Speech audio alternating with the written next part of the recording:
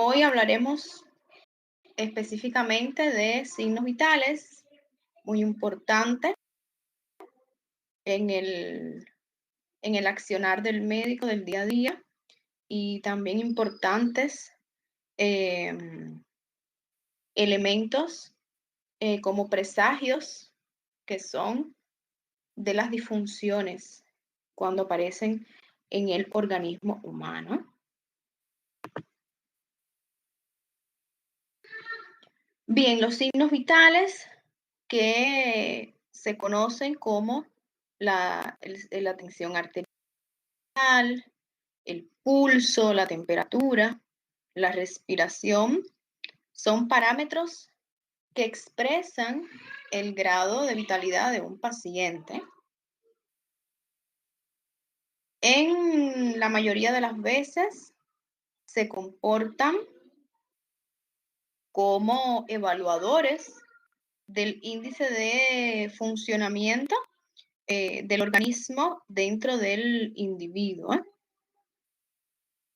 y nos permiten valorar en cierto grado, como bien yo les decía, de el grado, la magnitud de perturbación general, o sea, cuando hay una disfunción en el organismo, y a veces nos indican cuando un sistema de órganos o un órgano en específico es el que presenta el daño. Vamos a comenzar con el pulso arterial,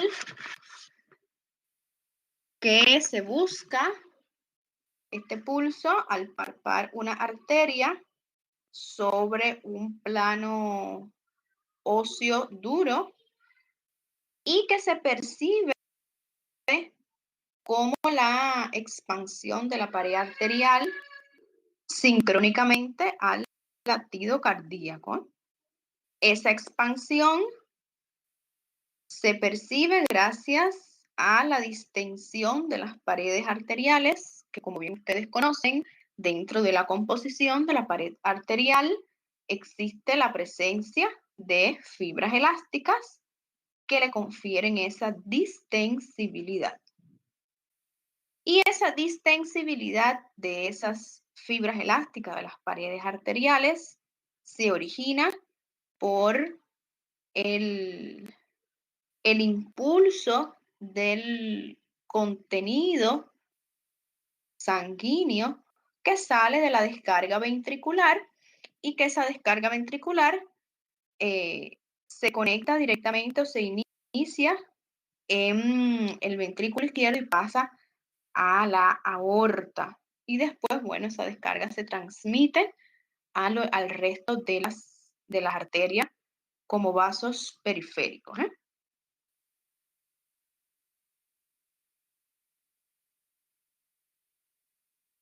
Bien, generalmente hablando un poco de la velocidad de la propagación de la onda del pulso, es de 8 a 10 metros por segundo, de manera que esa onda pueda llegar a todas las arterias, inclusive las arterias que están más alejadas según la localización del corazón. Y también esa onda de propagación es importante de que llegue a todos esos vasos periféricos antes de que haya terminado el periodo de vaciamiento ventricular denominado sístole, el periodo de la sístole de contracción de los ventrículos. Esta velocidad, por supuesto, aumenta un poco más a la hora de que las paredes arteriales hagan cierta resistencia, o sea, que disminuyan esa elasticidad, la velocidad aumenta y lo podemos ver en condiciones fisiológicas en las personas de edad avanzada, que es un poco mayor esa resistencia a las paredes arteriales, por tanto, ese flujo se va a ver aumentado que cuando examinamos a pacientes en edades más jóvenes, ¿eh? Estos pulsos arteriales es importante a la hora del examen físico que sean evaluados bilateral y simultáneamente.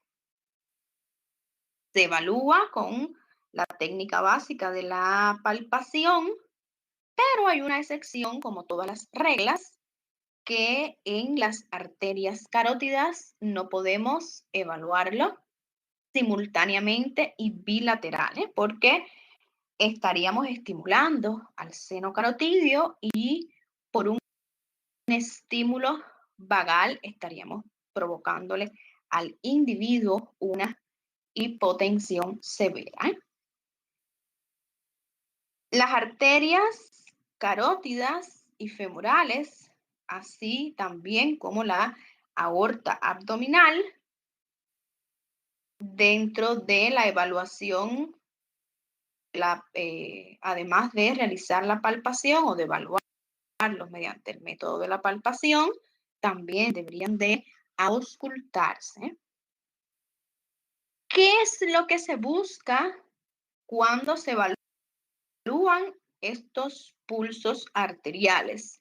Se busca frecuencia, se evalúa el ritmo, el sincronismo de los pulsos, la dureza que podamos percibir a la hora de la palpación de la arteria, la amplitud del pulso y la facilidad o resistencia con que podamos obtener este signo importante.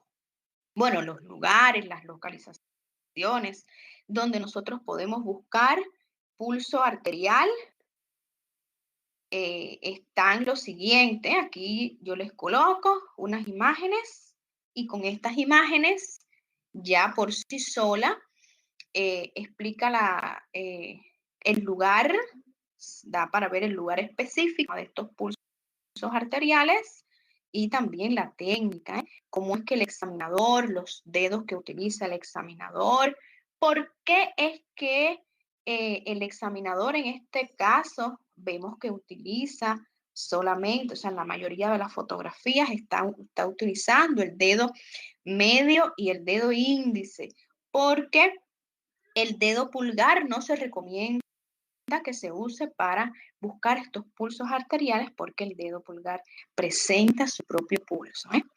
Entonces aquí estamos viendo en la primera imagen el pulso radial, que se evalúa ahí, se busca el pulso de la arteria radial. También en el mismo miembro superior es buscado también el pulso cubital. Tenemos en la cabeza y en el cuello, tenemos que mencionar al pulso temporal, en la región ya del cuello, el pulso carótido, que ya habíamos mencionado. Después, en el miembro, lo que nos faltaría por mencionar, que no está aquí, no está colocado aquí la fotografía, se busca también el pulso axilar en el hueco axilar, ¿eh? Y bueno, y después del pulso axilar, entonces vendrían el pulso radial y cubital. Ya después aquí vemos en el resto de las fotografías de esta imagen al pulso popliteo que se busca en el hueco popliteo. Vemos también el pulso tibial posterior y vemos el pulso pedio como los pulsos de los miembros inferiores. Aquí faltaría, vamos a colocar la otra imagen para que ustedes observen también.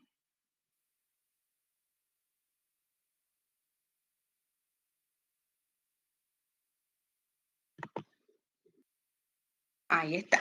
Lento, pero llegó. Bien, aquí vemos en el miembro inferior el pulso femoral, muy importante, que es uno de los pulsos que les mencioné, que además de la palpación, debe de utilizarse como técnica básica de la exploración, la auscultación. Y miren en el miembro superior también, que también se busca el pulso braquial o humeral, ¿eh? en el pliegue medial del codo. Bien, todos estos sitios son los donde uno va a buscar para el examen de estos pulsos arteriales.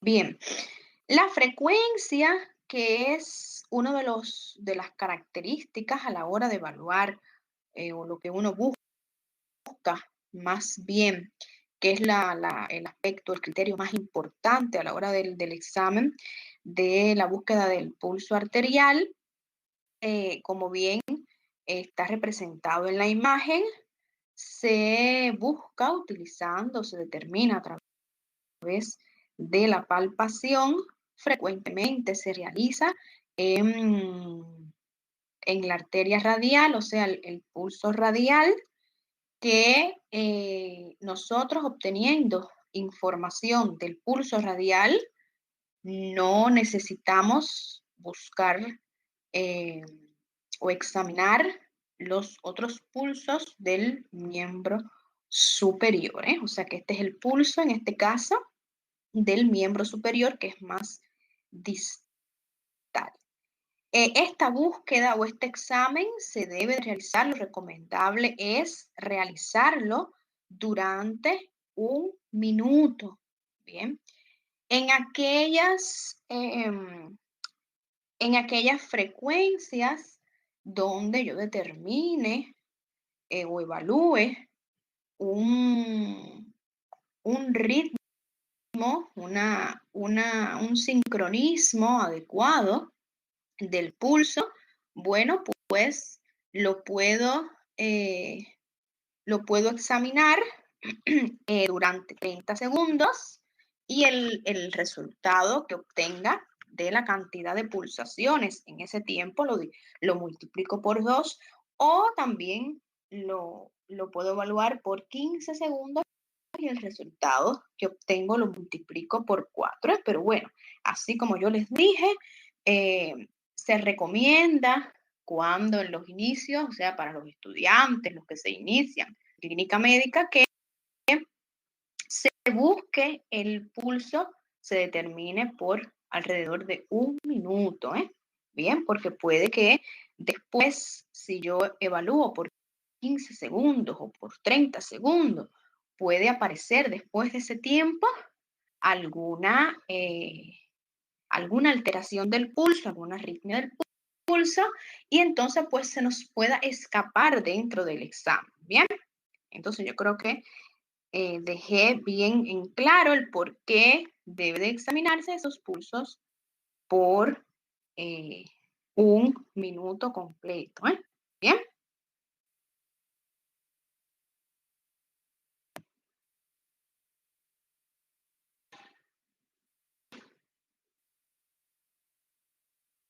Bien.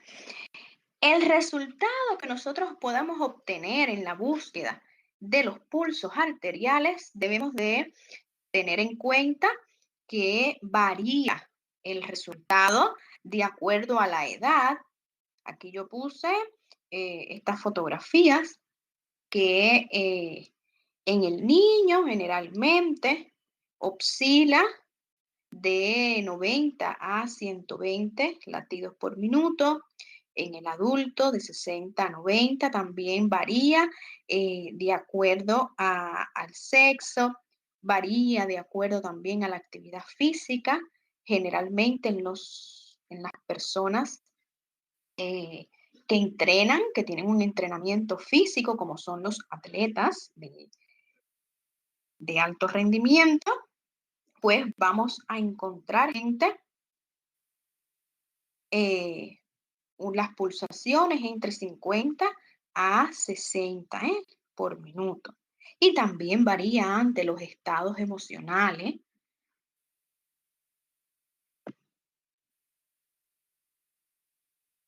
Bien, cuando nosotros buscamos el pulso arterial y está por encima de los valores normales referidos, bueno, pues entonces lo designamos como taquisfigmia, Bien, cuando estamos hablando de los pulsos arteriales de vasos periféricos. Si nosotros buscamos la frecuencia cardíaca, que sería el pulso central, entonces lo denominamos como taquicardia. Esto se observa ante ciertas eh, patologías que nos pudieran ser objeto o pudieran ser expresiones de los datos estos obtenidos, como por ejemplo en las anemias muy severas, en la fiebre, en, en disfunciones del tiroide como el hipertiroidismo y también en arritmias propiamente, o sea, disfunciones propias del corazón como la taquicardia sinusal, la fibrilación auricular, la taquicardia ventricular. También vemos esta taquifimia o taquicardia ante shock hipovolémico por grandes pérdidas de volúmenes de sangre y también ante insuficiencia cardíaca. Lo contrario, cuando nosotros obtenemos estos pulsos periféricos, estos pulsos arteriales periféricos por debajo del límite normal inferior, hablamos de una bradifigmia. Y cuando entonces obtenemos el pulso central, entonces hablamos de bradicardia, que son signos ante también disfunciones cardíacas como el bloqueo auriculoventricular, la hipertensión intracraniana, las ictericias de causas obstructivas. Bien, a la hora de buscar o evaluar la dureza del pulso arterial, nosotros podemos encontrarnos con algunas variaciones, como por ejemplo un pulso duro, que es ese pulso que encontramos como respuesta a una dificultad del vaciado a la compresión de la arteria. Acuérdense aquí en esta imagen, cuando nosotros realizamos la técnica de búsqueda de ese pulso arterial, nosotros tenemos que realizar una compresión de esa arteria. Claro, la compresión se realiza de una manera gentil, ¿bien? No debemos de realizarle la compresión de la arteria donde el dedo prácticamente parece un taladro que quiere perforar la piel, ¿bien? Es una compresión gentil. Ejemplos de eh, donde nosotros podemos encontrar pulso duro es ante la hipertensión arterial y también frente a la ateroesclerosis.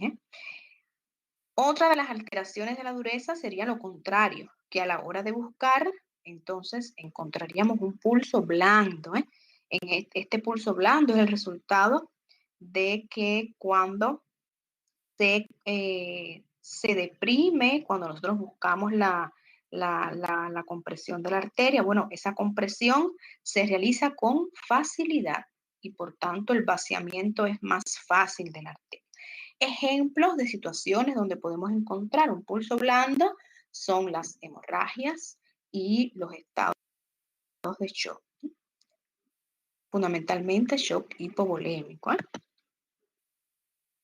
Bien, el ritmo, que es una de las cualidades importantes que buscamos a la hora de examinar el pulso arterial, se determina fundamentalmente con la palpación y también se determina con el método auscultatorio, pero también lo podemos determinar y confirmar a través de una electrocardiografía. Generalmente el método auscultatorio es un poco más eficaz para poder determinar estos trastornos del ritmo del pulso.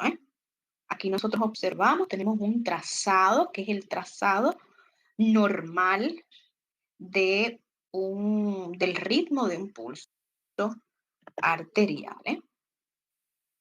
Bien, algunos de los trastornos en cuanto al ritmo, vamos a aprovechar ya que estamos en este espacio y vamos a hablar un poco ya de propedéutica clínica. Está el pulso bigeminado, que como su nombre lo dice, o sea, son latidos que se realizan en pares, siendo que el segundo latido es un poco más débil que el primero. Estos pulsos bigeminados, observen el gráfico, cuáles son las características que se observan. Aquí tenemos el segundo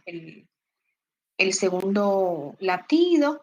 Se encuentra, se busca estos pulsos bigeminados a través o son producidos por extrasístoles o en algunos otros trastornos de la conducción eléctrica cardíaca.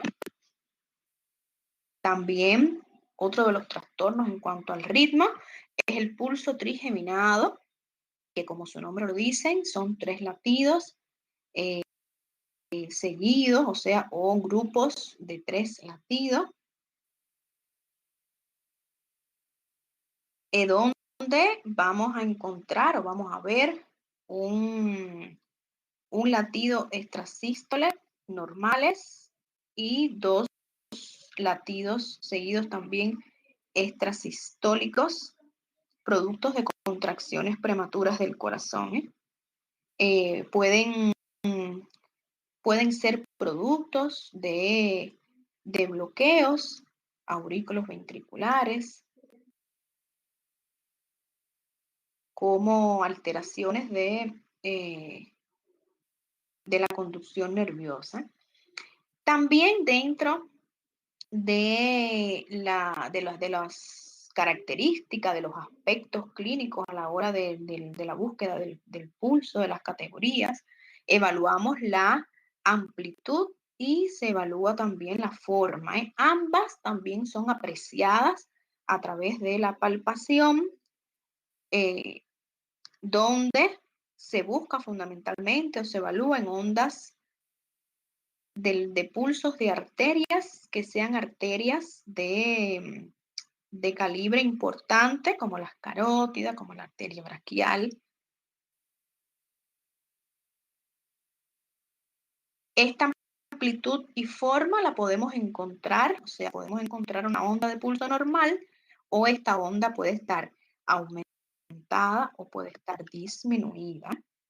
Aquí tenemos algunas de las alteraciones en cuanto a este criterio. Tenemos aquí un trazado. Observen el trazado normal de la amplitud de la onda y entonces, seguido al trazado normal, estoy señalando una de las alteraciones que nos pudiéramos encontrar, que es el llamado pulso parvus. Es un pulso que es pequeño, que generalmente va a expresar el volumen en minutos, un poco bajo, en condiciones como por ejemplo en cambios de temperatura como el frío, o en estados emocionales como ansiedad. Se puede encontrar puede aparecer este pulso parvus y es fisiológico, es normal, no traduce ninguna patología. Ahora, ¿cuándo traduce alguna patología? ¿Cuándo lo encontramos y nos pudieran hablar de ciertas patologías? En el infarto, en estenosis aórtica y en derrames pericárdicos. Está también dentro de esta evaluación como alteración el pulso Zeller, o también como es conocido el pulso en martillo de agua. Es un pulso con característica que es amplio, asciende rápido, de gran magnitud, una maniobra e importante para buscar la aparición o la presencia de este pulso es la maniobra llamada con el mismo nombre, maniobra para buscar el pulso Zeller o la maniobra en búsqueda del martillo de agua. Como bien aparece en la imagen, tenemos el trazado del pulso Zeller y al lado aparece la maniobra con elevación del brazo, y se busca los pulsos, tanto radiales o cubitales, cualquiera de los dos. Bien, está el pulso también dícroto, que la característica que presenta aquí es un poco, tiene la amplitud de la onda un poco aumentada. Pueden observar la imagen. ¿Qué se traduciría? O sea, sería el resultado después del cierre de las válvulas sigmoideas aórticas. Sigue, o sea, le continúa un espacio, un pequeño espacio de tiempo que se traduciría en esta muesca, que es la muesca que presenta, que es la llamada dícrota de la vertiente del trazado decreciente, y que es característico fundamentalmente de la fiebre tifoidea. Está también el pulso alternante, donde podemos encontrar pulsos desiguales entre pulsos que podemos encontrar que son rítmicos, normales, en frecuencia, en tiempo, en amplitud, y que va alternando. Aquí, como ustedes pueden observar en este trazado, alterna ondas grandes con ondas pequeñas. Se puede encontrar este pulso alternante ante hipertensión arterial, ante estenosis aórtica, ante insuficiencia ventricular, ante la taquicardia paroxística, ante infartos también agudos del miocardio. Encontramos también como alteraciones del pulso el pulso paradójico, que es un pulso que durante la inspiración, o sea, generalmente durante la inspiración, el pulso tiende a disminuir de frecuencia, y en el pulso paradójico hace lo contrario. Por eso se denomina paradójico, porque es una paradoja. O sea, lo que normalmente debería de ocurrir no ocurre, ocurre lo inverso.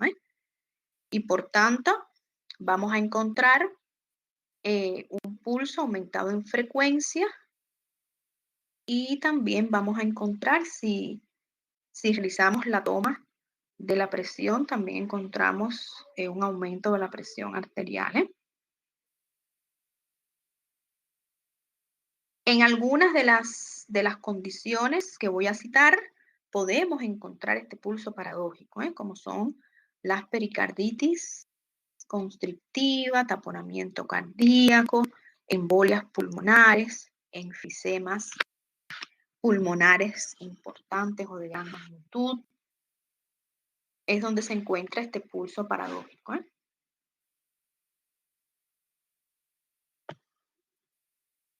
Bien, está también el pulso filiforme, que es un pulso donde, observen aquí el trazado, que las ondas, o sea, hay un aumento de las ondas, por tanto, vamos a encontrar un pulso rápido, pero este pulso rápido va a ser un pulso que lo vamos a encontrar débil, de poca amplitud, y va a estar presente ante condiciones como por ejemplo hipertensión arterial, deshidratación o estados de shock. Bien, ahora pasamos al segundo signo vital, que es muy importante, llamado presión arterial. Esta presión arterial es importante, ¿no?, que se evalúe, puesto que ella también permite, posibilita la irrigación de órganos vitales, o sea, que esos órganos vitales puedan recibir nutrientes necesarios para su funcionamiento, ¿eh?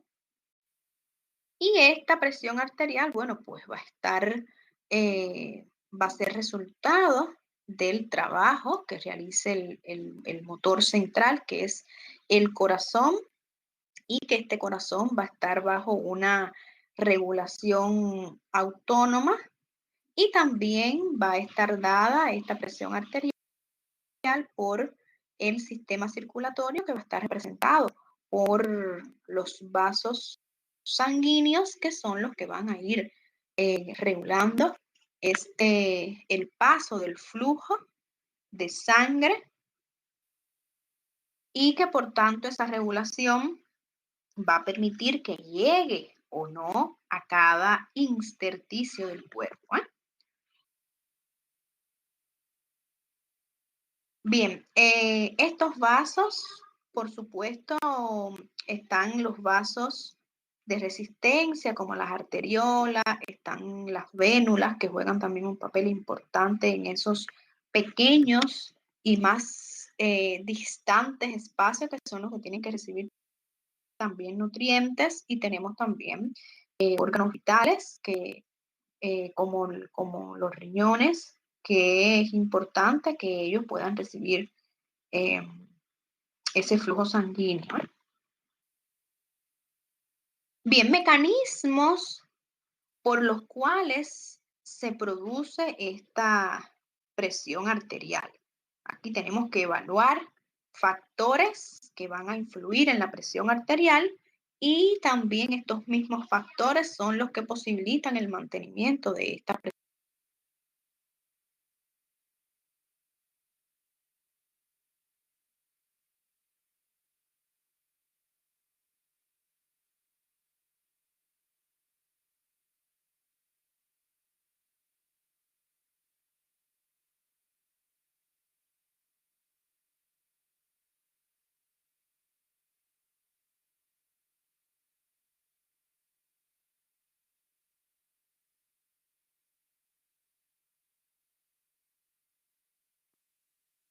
La presión arterial. ¿Me escuchan?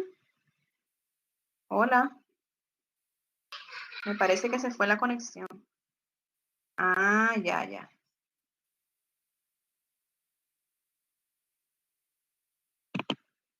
Bien, como bien yo les decía, que el mecanismo de producción de la presión arterial, tenemos que evaluar factores que influyen en la aparición de esta presión arterial, y estos mismos factores son los que van a posibilitar el mantenimiento de la presión arterial. Dentro de estos factores lo dividimos en factores cardíacos y en factores extracardíacos. Los factores cardíacos, en primer lugar, tenemos que evaluar la capacidad contráctil del corazón. Esta capacidad contráctil es lo que se llama eh, la principal energía, el elemento, por decirlo, más importante para que se produzca o se genere esta presión arterial, ¿eh? Después tenemos un segundo factor cardíaco como elemento, que es la elasticidad de las arterias. Esta elasticidad de las arterias es imprescindible para que esta presión arterial se mantenga, fundamentalmente la presión arterial diastólica.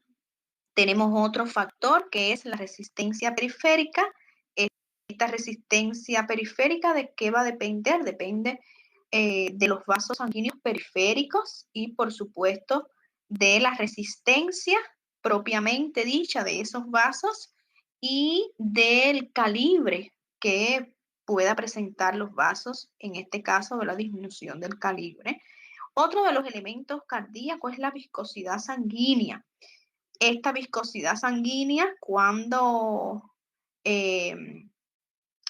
aumenta, o la podemos encontrar en algunas condiciones aumentadas, como en el caso de las poliglobulias, bueno, pues entonces vamos a ver un discreto aumento de la presión arterial, ¿eh?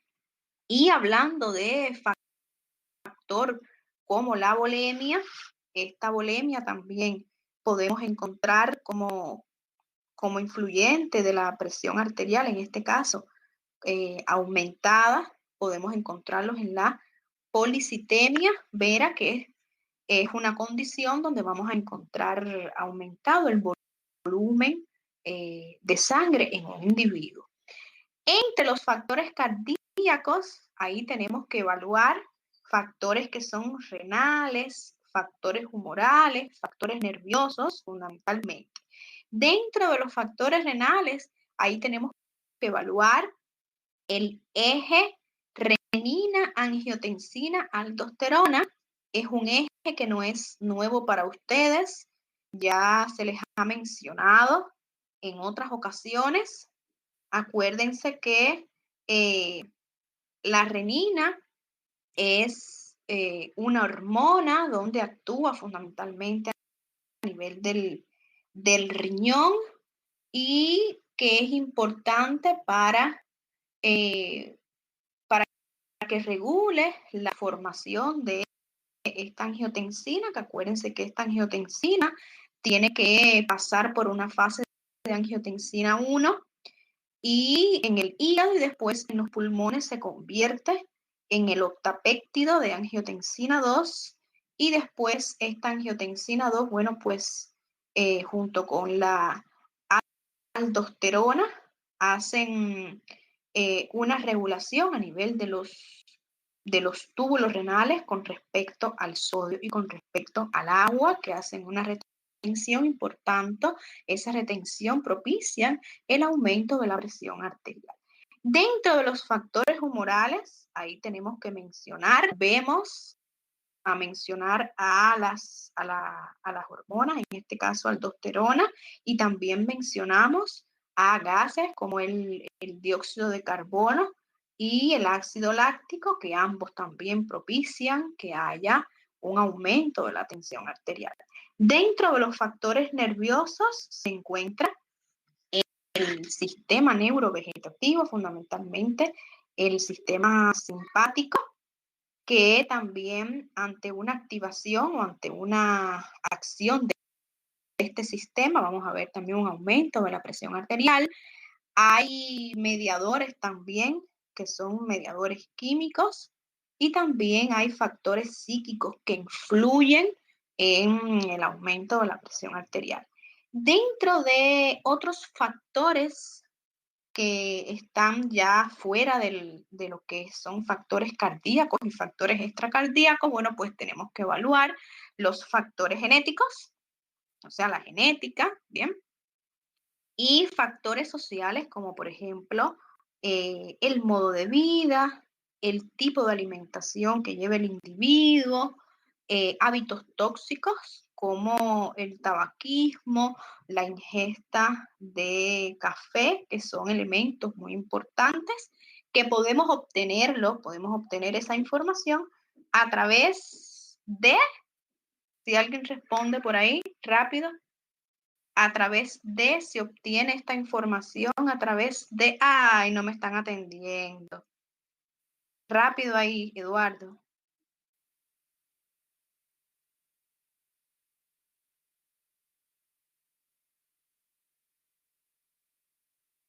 Vamos rápido, eso con una sola palabra se define. Bien, Fernanda. En la historia clínica, cuando utilizamos una de las partes de ella, que es la anamnesis. Bien, Javier. Bien, Raquel. Bueno, entonces podemos continuar. Bien. ¿Cuáles son los métodos de exploración que utilizamos para poder conseguir este signo tan vital que es la presión arterial? Bueno, está el método directo y está el método indirecto, ¿no? El método directo es poco utilizado. ¿Por qué es poco utilizado? Porque es un método invasivo donde se colocan catéteres en arterias importantes como arteria femoral o la arteria humeral y estos catéteres van a estar conectados a cánulas y estas cánulas son los que van a ir conectados directamente a un manómetro, o sea, a un equipo con una pantallita que es donde se va a leer la presión arterial. Bueno, pues como es un método invasivo, es muy poco utilizado.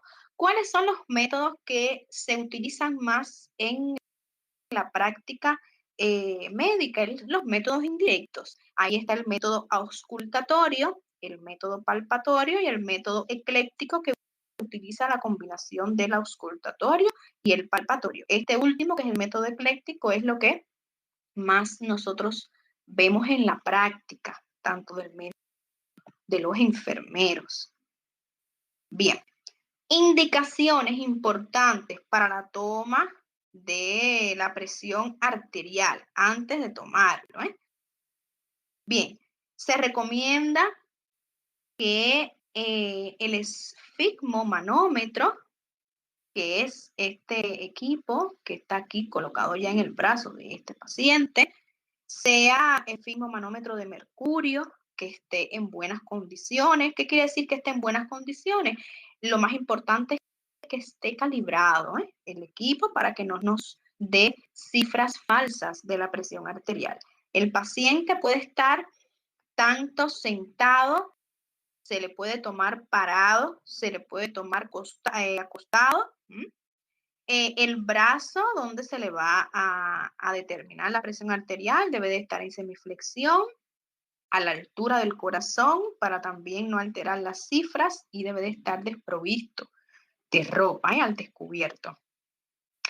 Es importante que el brazalete, donde nosotros vamos a ajustar en el brazo que vamos a tomar la presión arterial, esté ajustado a 2 o 3 centímetros, o sea, el borde inferior del brazalete, que es esto que está aquí, bien cerca de los dedos del examinador que está buscando el pulso braquial, bien esté a 2 a 3 centímetros del pliegue del codo.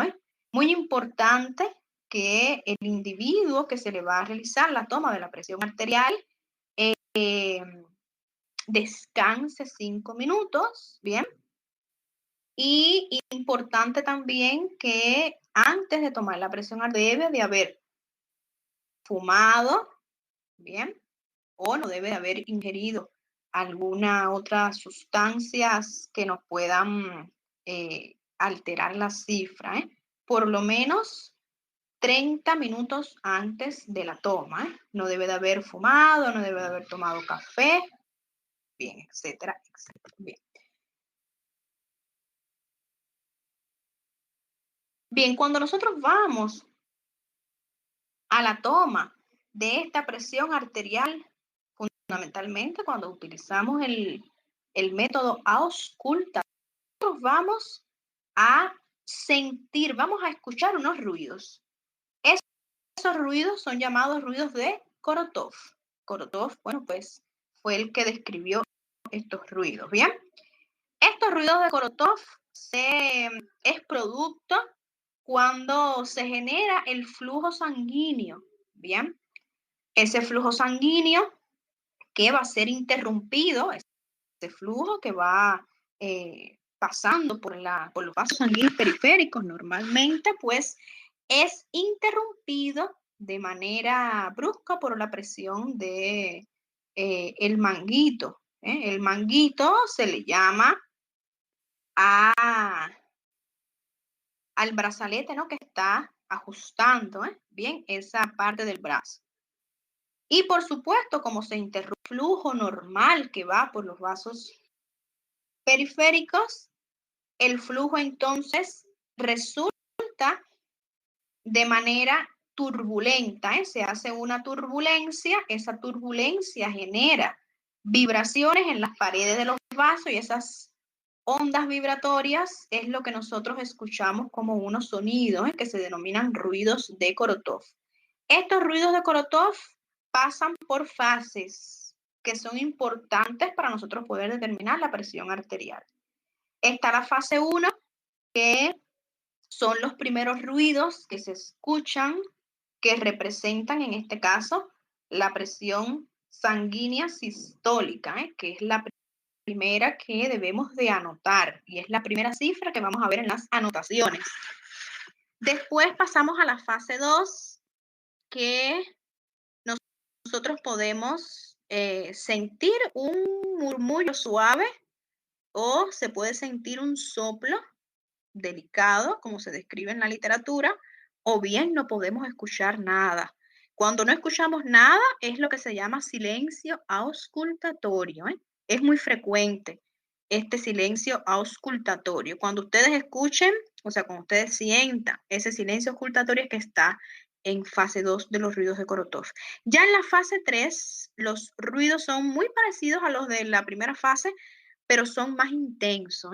Ya en la fase 4 vamos a obtener ya los sonidos ya apagados, muy débiles. Y estos sonidos apagados y débiles representan el primer tiempo de la presión diastólica. Bien, generalmente algunos toman como segunda cifra la presión diastólica, pero verdaderamente lo que se toma como la segunda cifra de la presión arterial sería la segunda presión diastólica, que es en la fase 5, cuando nosotros dejamos de sentir o de oír ese sonido. ¿Bien? Entonces, bueno, aquí hay unos esquemitas, no sé si da para ver, no sé si ustedes pueden ver, que es el brazalete pintado de azul que está alrededor del brazo y está la arteria que está involucrada atrapada dentro de ese brazalete, y con las flechas en negras indican el flujo sanguíneo. Miren aquí como ya en la primera fase, en la fase 1 de los ruidos de Korotov, que se corresponde con la presión sistólica, aquí vemos en un inicio las flechitas negras que indican el flujo normal, el flujo laminar, pero ya después vemos el graficado, diseñado, el flujo turbulento que se forma y que por eso nosotros sentimos esos sonidos.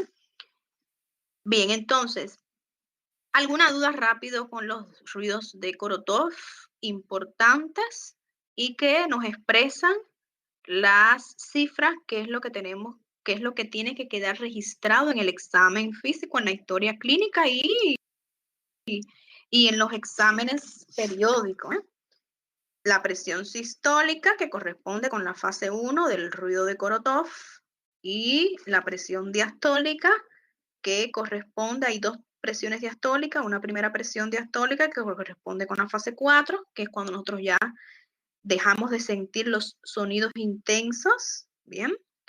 Y la fase 5, que es cuando dejamos de sentir totalmente esos sonidos, que corresponde con la segunda presión diastólica. Ya después vayan practicando ustedes en casa, si es que alguno tiene a mano un esfigmomanómetro y un estetoscopio para que se vayan familiarizando con estos ruidos de Korotov y para que vayan practicando la toma de la presión arterial.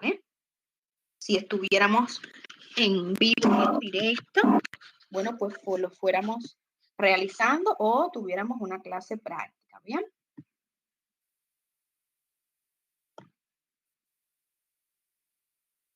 Bien, pasos importantes para la toma de esta presión arterial. Son 5 pasos y que se debe de realizar en ese orden en que yo se los coloqué. Bien.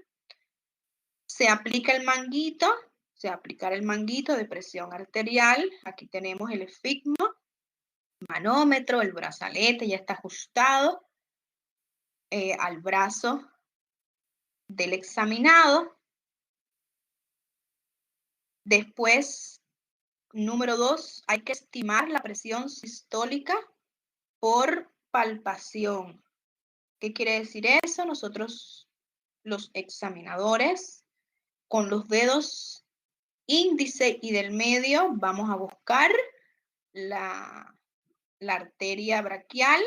Bien, cuando tengamos localizada la arteria braquial, vamos a ir insuflando la perita del esfigmomanómetro, se va insuflando, el brazalete se va llenando de aire y va comprimiendo el brazo junto con la arteria. Y cuando nosotros dejemos de sentir el pulso de esa arteria braquial, entonces nos va a dar un estimado de la presión sistólica del paciente. Bien, es importante que si es un paciente que nosotros no conocemos las cifras basales de presión arterial, realicemos este método palpatorio, o sea, realicemos esa combinación para la toma de la presión arterial. Método palpatorio con el método auscultatorio.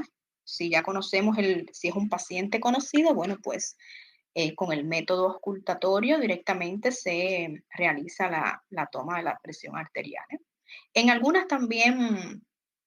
veces en las prácticas del día a día, solamente se va utilizamos el método solo auscultatorio. Pero bueno, sería ideal que se utilicen los dos.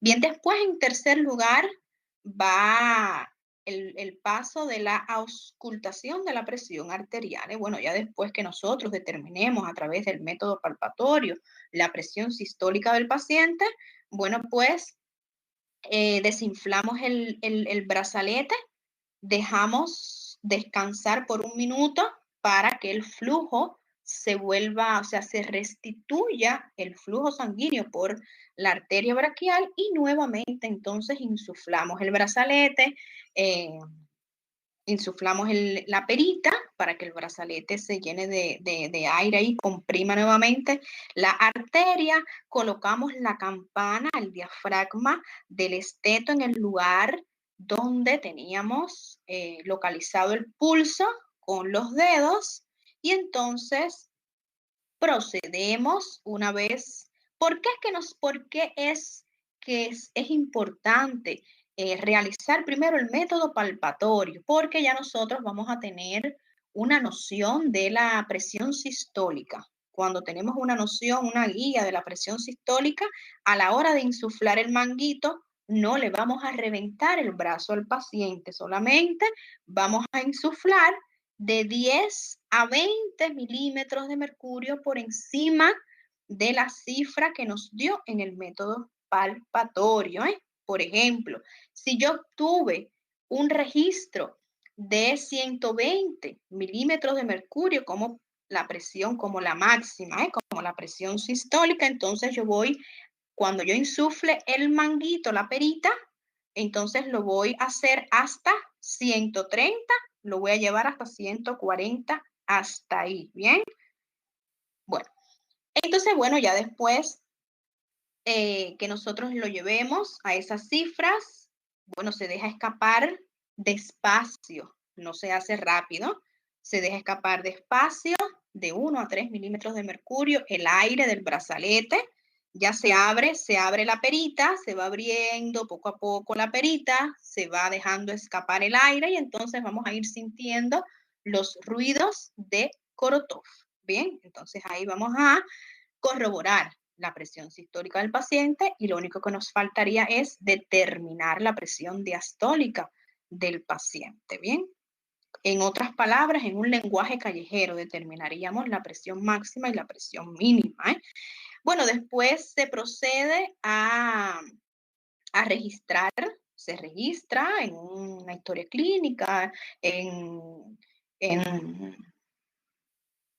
la hoja de signos vitales de enfermería, en los registros de las consultas donde acuden los pacientes, se registran esas cifras tensionales y bueno, y es importante también realizar la toma de la presión arterial, realizarlo en el miembro opuesto. Bien.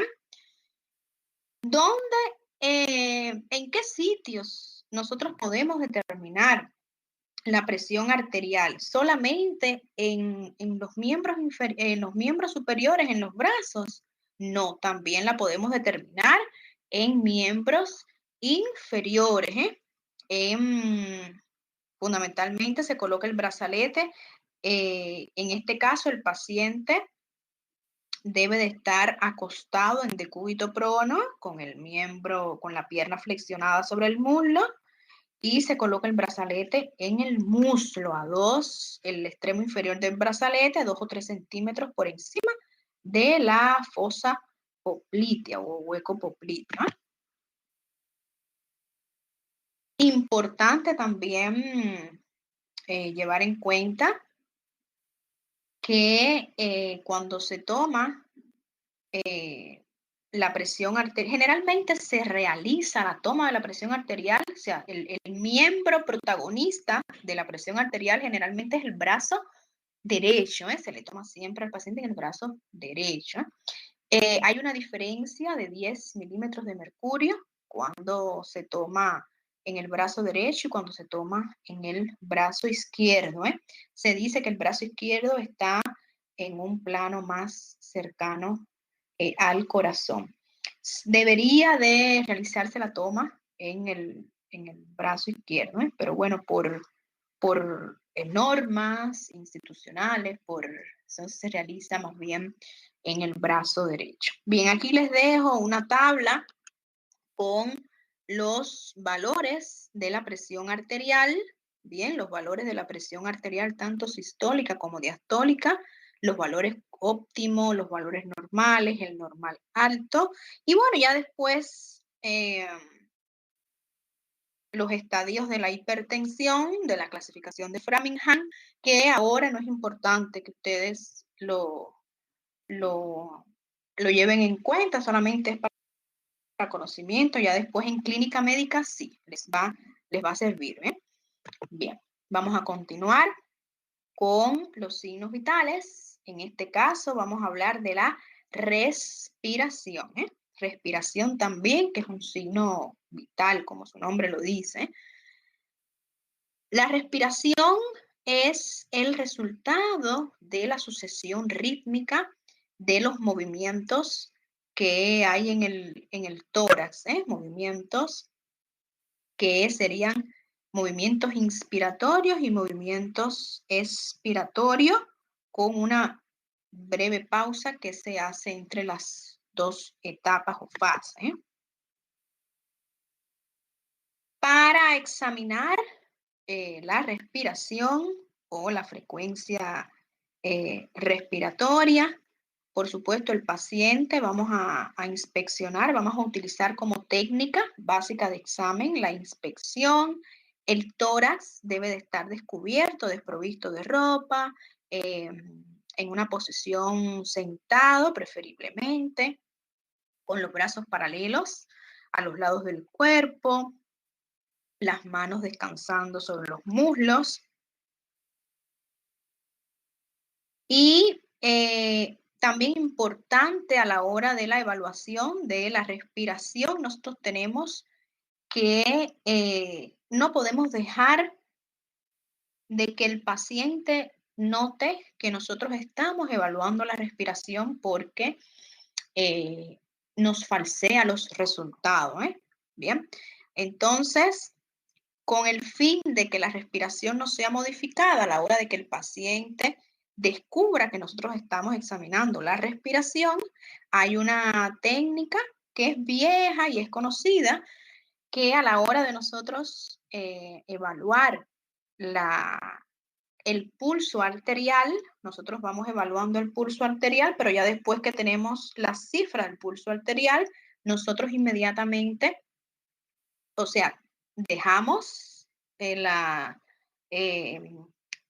continuamos con la maniobra, pero vamos entonces a evaluar, miramos el tórax, los movimientos del tórax, de la expansibilidad de la caja torácica, y ahí entonces evaluamos rápido la frecuencia respiratoria. Bien. Todo esto se hace con el fin de no llamar la atención del paciente y que no modifique los movimientos respiratorios y no nos falsee. la frecuencia respiratoria. Entonces, a la hora de nosotros estudiar esos movimientos respiratorios, también tenemos que llevar en cuenta características que son importantes, características como el tipo respiratorio, la frecuencia, que es lo que se deja plasmado en la historia clínica, en el examen físico, el ritmo y la profundidad. Vamos a ir viendo cada uno de ellos. El tipo respiratorio es diferente en la mujer y en el hombre. En la mujer el tipo respiratorio es costal superior y en el hombre es costo abdominal. O sea, la primera figura esto es un hombre, la primera figura es un hombre y aquí tenemos en línea discontinua la representación del tipo respiratorio, costo abdominal. Y de lado tenemos a una mujer donde se representa también el tipo de respiración que es costal superior. Bien, en algunas condiciones que son condiciones patológicas, fundamentalmente que compromete el tórax, cuando aparece dolor, o sea, en patologías que vienen acompañados con dolor torácico, entonces pues la respiración se puede hacer abdominal o se puede hacer costal superior, o sea, se invierte. En el hombre entonces veríamos una respiración costal superior, en la mujer una respiración abdominal. Hay cuadros también dolorosos abdominales que se invierten estos tipos respiratorios, como por ejemplo en las peritonitis, en el cólico biliar. Bien, ¿cuáles son estas alteraciones del tipo respiratorio? Bien, está la exageración y está la inversión. En la mujer, generalmente la exageración se debe cuando hay una perturbación del diafragma, como por ejemplo en las neuralgias frénicas, el nervio frénico que inerva el diafragma, en distensiones abdominales hay una exageración del movimiento respiratorio en la mujer. Y en el hombre eh, se altera por dificultad a la hora de ampliar lo que es la caja, la parte superior de la caja torácica. Ejemplos de situaciones que vamos a ver una exageración en el hombre, las neumonías, las neuralgias, las fracturas costales. Y el otro tipo de alteración, que es la inversión, en la mujer se produce ante las dificultades de la movilidad de la parrilla costal superior y en el hombre se produce frente a dificultades de la movilidad del diafragma. Bueno, ya como su nombre lo dice, inversión. O sea, se invierte el tipo respiratorio. En la mujer, entonces sería tipo respiratorio abdominal y en el hombre sería un tipo respiratorio costal superior. ¿Bien? La frecuencia. A la hora de determinar la frecuencia hay que llevar en cuenta que la misma puede ser variable.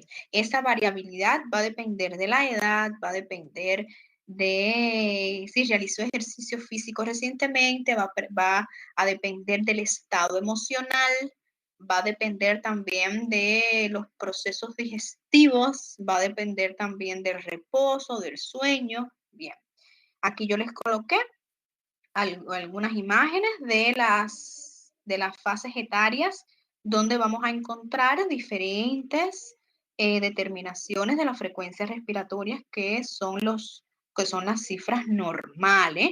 En el niño, generalmente hasta 35 respiraciones por minuto. En el recién nacido es un poco más, va hasta 40. En el adulto joven hasta 20 es normal, bien, el adolescente fundamentalmente, y ya en la persona adulta de 16, que es el límite mínimo, hasta 20 respiraciones por minuto. Bien, en cuanto a la frecuencia, o sea, estas cifras que les acabo de hablar, que son cifras normales, nosotros podemos encontrarnos con alteraciones de las mismas. Bien, vamos ahora a citar algunas denominaciones importantes con respecto a la respiración, como por ejemplo, cuando yo hablo de eupnea, es cuando están todos los parámetros, frecuencia, ritmo, tipo respiratorio, que son normales. Cuando yo hablo de apnea, yo me estoy refiriendo a que hay, o sea, no hay respiración, no está respirando el individuo, que puede ser una falta de respiración temporal o una falta de respiración permanente cuando el individuo muere. Cuando yo me refiero a una bradipnea, es cuando yo encuentro las cifras, o sea, la frecuencia respiratoria, por debajo de lo normal. Y esta bradipnea lo puedo encontrar ante situaciones como, por ejemplo, el asma bronquial, el enfisema pulmonar, vamos a encontrar una bradipnea. Cuando yo me refiero a una taquipnea o polipnea, es cuando esas cifras de la frecuencia respiratoria están por encima de los límites normales, o sea, por encima de 20 si se trata ya de un adulto. Hay ciertas condiciones que debo de tener en cuenta para, para poder determinar o poder identificar estas taquipneas o polipneas. Por ejemplo, la fiebre, la taquipnea, las hemorragias, las crisis emotivas, dan taquipnea. Es importante también dentro de esta denominación decir que eh, la taquipnea es vamos a encontrar frecuencias, o sea, cifras respiratorias por encima de lo normal, pero profundas, son respiraciones profundas. La polipnea solamente son, o sea, es un aumento de la frecuencia respiratoria por encima de lo normal, ¿bien? Bien, alteraciones en cuanto al tiempo respiratorio. Aquí nos encontramos con la disnea, que eh, como definición de disnea podemos decir que es un acto consciente y desagradable al mismo tiempo, que requiere de un mayor esfuerzo respiratorio y que por tanto participan los músculos de la respiración por excelencia, y están también involucrados músculos accesorios que van realizando trabajo para apoyar al músculo diafragma, que es por excelencia de la respiración. Aquí yo me refiero a los músculos del cuello y a los músculos abdominales. De la disnea, hay dos tipos de disnea. Está la disnea respiratoria y la disnea de origen cardíaco.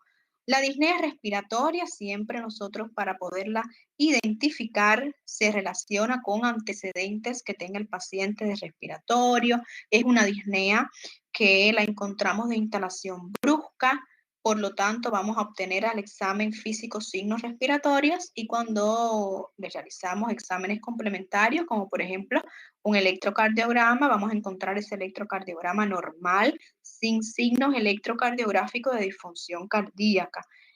La disnea cardíaca, por supuesto, vamos a encontrar antecedentes en el paciente cardiovasculares de alguna disfunción. Es una disnea que se instala con el tiempo, es progresiva, y por supuesto el examen físico vamos a encontrar hallazgos cardiovasculares, y si le realizamos el electrocardiograma, pues vamos a encontrar signos electrocardiográficos que nos sugiera alguna alteración. En cuanto al ritmo, el ritmo respiratorio tiene características semiológicas. El ritmo normal se dice que es una inspiración con dos expiraciones, o sea, 1 de a 2, ¿bien? Alteraciones que podemos encontrarnos al examen físico en cuanto al ritmo, ahí son las llamadas arritmias respiratorias, las arritmias de Cheyne-Stokes, la arritmia de Kussmaul y las arritmias de Biot. Vamos a ir viendo, aquí yo les coloqué una imagen muy colorida donde se representan estos patrones respiratorios.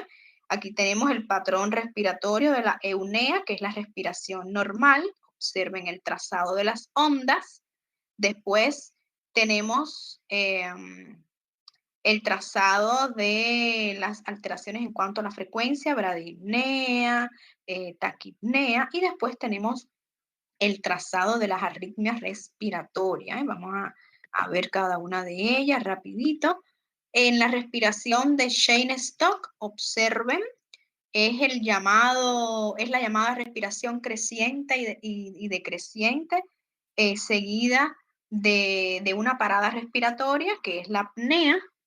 Como bien yo les coloqué, algunas de las características caracterizadas por periodos de apnea, y después vuelven las respiraciones con amplitud creciente y decreciente hasta que vemos un pico, que es esta onda más alta que se llama fase hipernéica.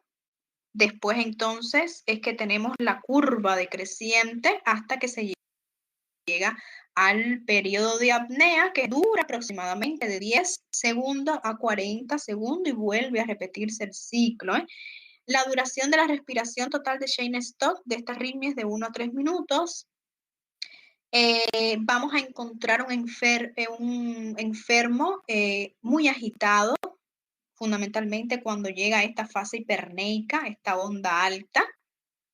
Y en la fase de apnea, que es donde el enfermo no está respirando, vamos a encontrar al examen físico pupilas mióticas. Si observa esta arritmia respiratoria en afecciones como por ejemplo insuficiencia cardíaca, en una meningitis, en una intoxicación por opiáceos. Bien, la respiración de Kussmaul, observen el trazado de las ondas.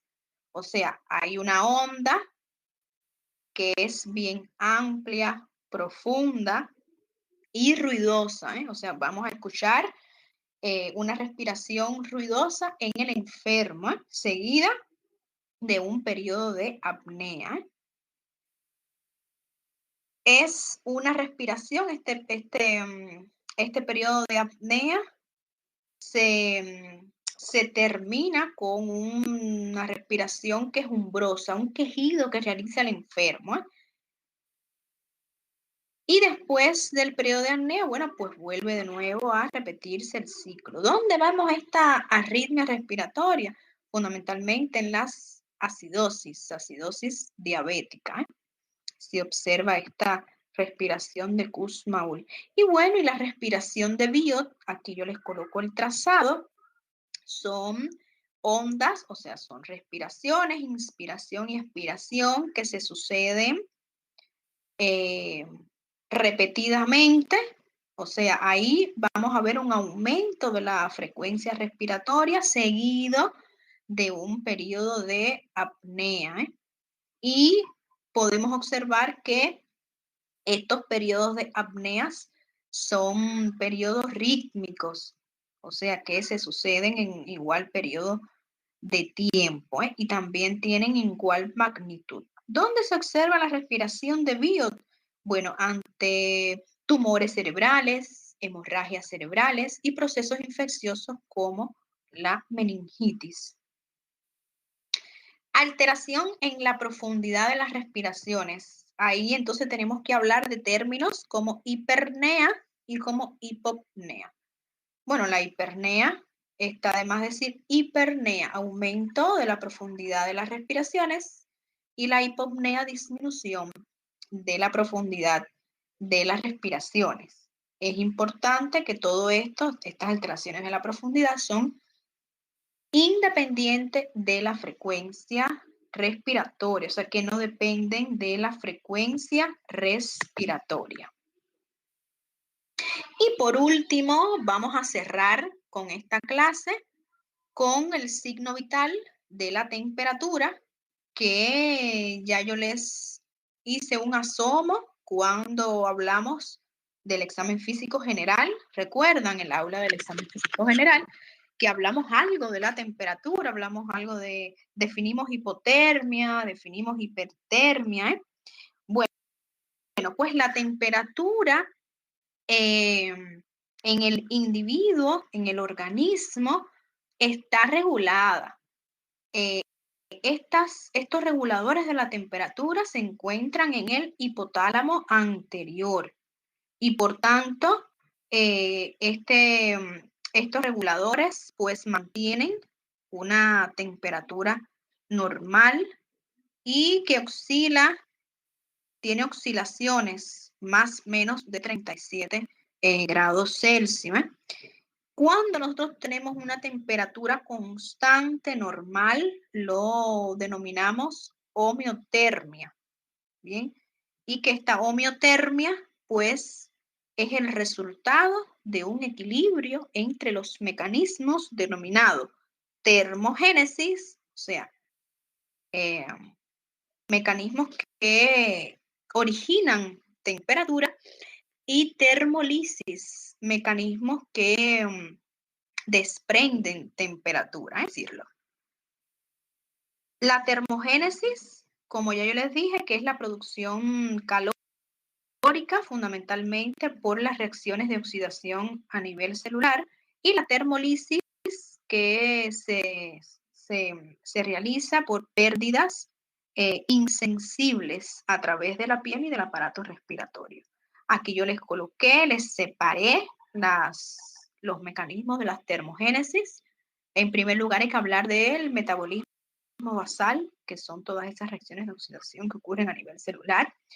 En segundo lugar, las acciones dinámicas de los alimentos. Ahí tenemos que hablar de la digestión. Y en tercer lugar, la combustión visceral acelerada. Ahí tenemos que hablar órganos donde se obtiene energía, músculo, hígado, bien. Y la termolisis, ahí tenemos que hablar de mecanismos como la irradiación de calor, la evaporación y la termoconducción. Bueno, ¿cómo se determina la temperatura en un individuo? Bueno, con un instrumento denominado termómetro. ¿Cuántos tipos de termómetros existen? ¿Cuáles son los tipos que podemos utilizar? Bueno, está el clásico, que es el termómetro de cristal, el que utiliza mercurio. Está el electrónico y está el termómetro que es como un monitor, una pantalla que está asociado a un termostato de dilución.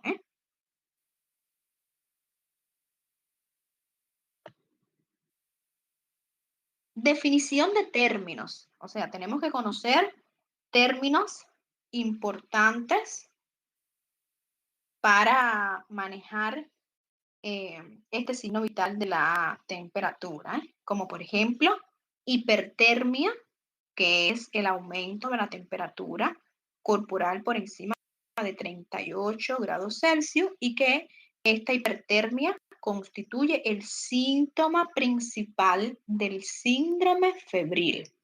La hiperpirexia, que es una temperatura superior a los 40 grados Celsius y que tiene una causa de origen central, o sea, que hay una disfunción en el centro termorregulador, en el hipotálamo anterior. La febrícula, que es una temperatura máxima que no pasa de los 38 grados Celsius cuando se toma en la región axilar fundamentalmente. Y la fiebre o síndrome febril, que como bien su nombre lo dice, síndrome, conjunto de manifestaciones, de síntomas generales y de signos que vamos a encontrar con elevación de la temperatura, pero que es independiente de la causa que lo desencadenó. Otro glosario de términos que son importantes manejar, como la apirexia. Acuérdense que el prefijo a en medicina es ausencia, sin, ausencia de pirexia. La apirexia, que es una simple elevación de la temperatura. La hipotermia, que es el descenso de la temperatura por debajo de los valores basales. Y la distermia, que se refiere a trastornos de la temperatura cuando hay disfunción del centro termorregulador. Valores normales, sitios donde podemos encontrar, evaluar, examinar estos valores? Bueno, pues yo se ejemplifiqué con estas fotografías. Podemos tomar la temperatura axilar, podemos tomarlo por una vía rectal o podemos hacerlo por una vía bucal. En la vía bucal y la vía rectal son las vías más exactas, ¿bien? Pero tenemos que tener en cuenta el tipo de paciente con que estamos trabajando. Si son pacientes pediátricos, si es un paciente adulto, si el paciente adulto está consciente o está inconsciente, ¿bien? Se describe como la temperatura rectal, la toma de la temperatura rectal en el niño, es muy utilizado en Europa. Bien, aquí tenemos algunos valores promedios normales que tenemos que manejar para poder entonces determinar las alteraciones. Por ejemplo, la temperatura rectal, tenemos valor normal de 37.3 grados Celsius, la temperatura bucal 37 grados Celsius, la temperatura axilar, valor normal 36.5 grados Celsius. Aquí yo les hago una notica que si realizamos la toma de la temperatura axilar, cuando nosotros obtenemos el resultado, bueno, pues se le suma 0.5. Variaciones fisiológicas de la temperatura, o sea, condiciones que podemos encontrarnos donde la temperatura está fuera de estos rangos, pero que no nos traduce procesos patológicos, ¿bien?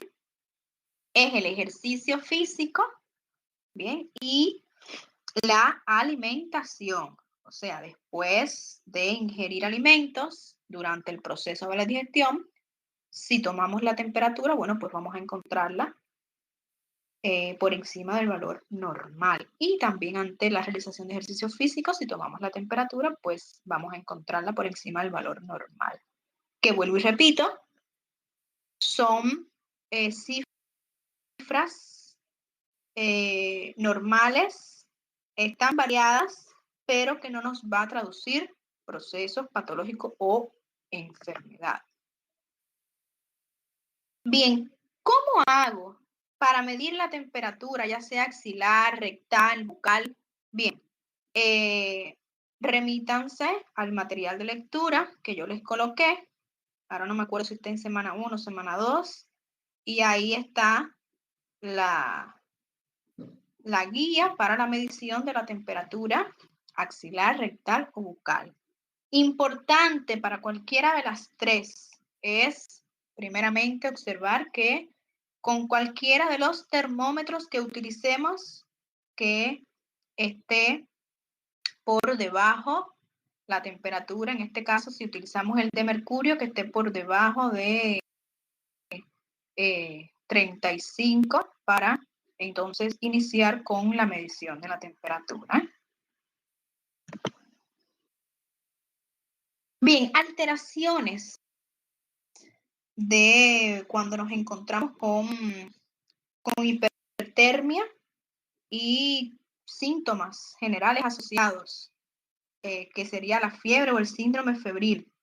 Tipos de fiebres que podemos encontrar antes o que pueden ser expresiones de enfermedades específicas. Ahí yo les coloqué un gráfico donde está representado fiebre continua, fiebre remitente, fiebre intermitente. Les voy a hablar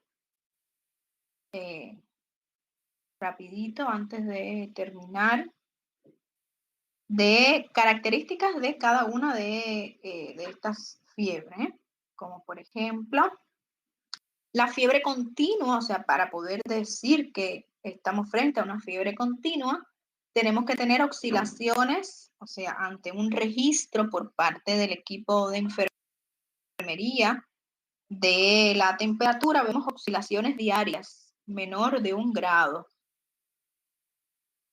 La temperatura se mantiene elevada durante el día con oscilaciones no mayores de 1 grado entre cuando medimos de la temperatura matinal y cuando la medimos en la tarde, en la temperatura vespertina.